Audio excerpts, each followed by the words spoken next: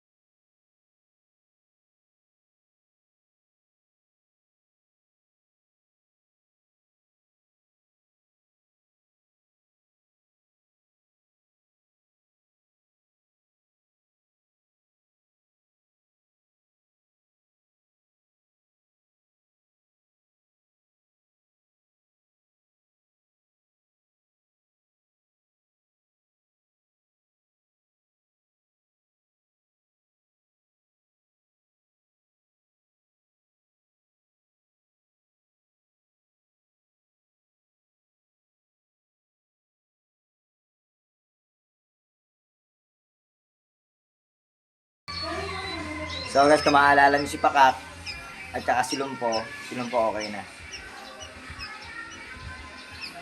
Kailangan niya makatayo. Ito nakaliko. Parang ito yung isang parang nakaganyan. At meron tayong pahabol box na may konting butas. Ilagay natin siya.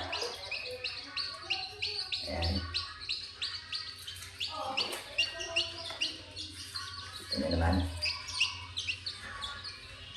At lagay natin. Nasa ganun po ay hindi siya mapagtapakan ng kanyang mga kapatid.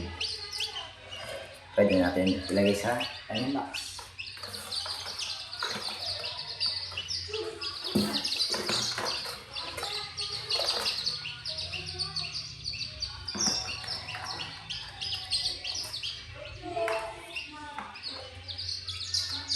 At meron tayong sisyo na baluktot ng kanilang daliri.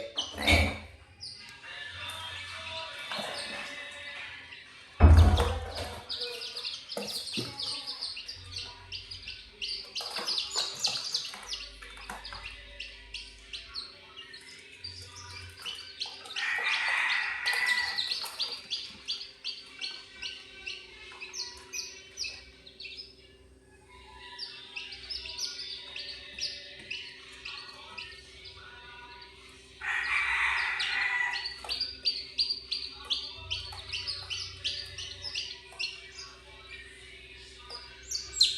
Lagyan na natin ng tape. At hahayaan po natin siya hanggang mamaya. Hanggang bukas. So, mano-mano gagawin po sa kanya. Oras-oras, papasyalan ko siya para painumin at bigyan ng konting patuka. So, ganda lang muna. Nang sa ganun po ay mabuhay po siya ng normal. Ayan. Gagawin po natin ang best natin para po maging maayos. Ayan. So dito hindi siya may iwasan siyang madaganan. So talagang ano lang, tsaga-tsaga lang. Ayan. So yun na lang muna, update ko na lang kayo pag nag-improvement na siya.